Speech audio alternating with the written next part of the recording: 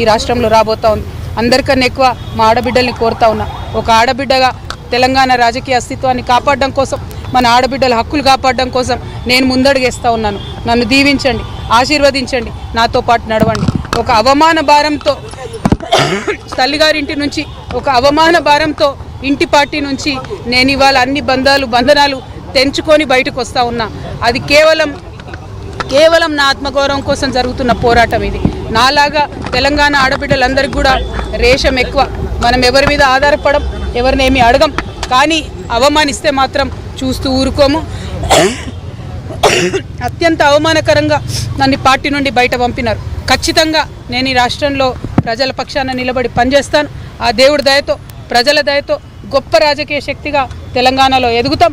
దానికోసం మా ఆడబిడ్డల సహకారం నాకు కావాలని చెప్పి నేను కోరుతా ఉన్నా. ప్రతి ఒక్కరి కోసం, ఆదివాసీల కోసం, గిరిజనుల కోసం, దళితుల కోసం, మైనారిటీల కోసం, ఆడబిడ్డల కోసం పనిచేసేటటువంటి ఒక కొత్త రాజకీయ శక్తి రావాలి.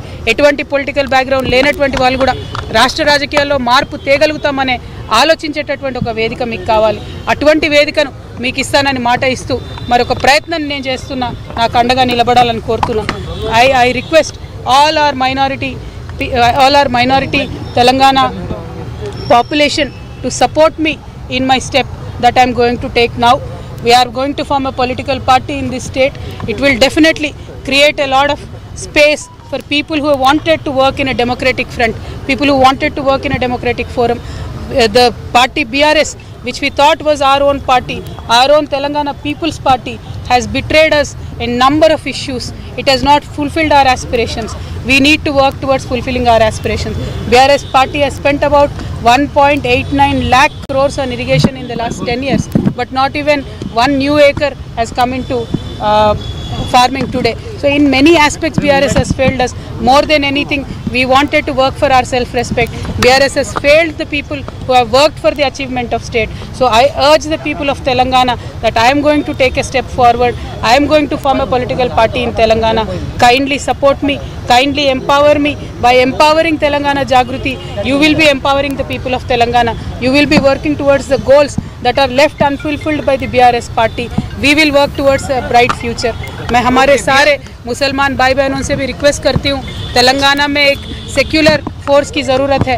तेलंगाना में एक सेक्युलर और अनबायस्ड फोर्स की ज़रूरत है. हम काम करेंगे, हम एक नया पॉलिटिकल पार्टी फॉर्म करेंगे, आपके लिए लड़ेंगे, आपके हक़ के लिए लड़ेंगे, हम सारी तेलंगाना के अवाम के हक़ के लिए लड़ेंगे.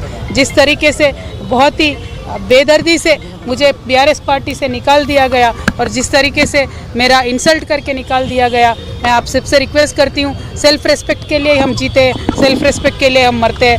हमारी सारे भाई बहनों से मेरी रिक्वेस्ट यही है, हम अपने सेल्फ रेस्पेक्ट को प्रिजर्व करने के लिए, तेलंगाना के आवाम के तरक्की के लिए, तेलंगाना के आवाम के सेल्फ रेस्पेक्ट को प्रिजर्व करने के लिए हम काम करेंगे. हमारे साथ दीजिए, हमें आशीर्वाद दीजिए, हिम्मत दीजिए, साथ मिल के चलिए. Thank you. जय तेलंगाना.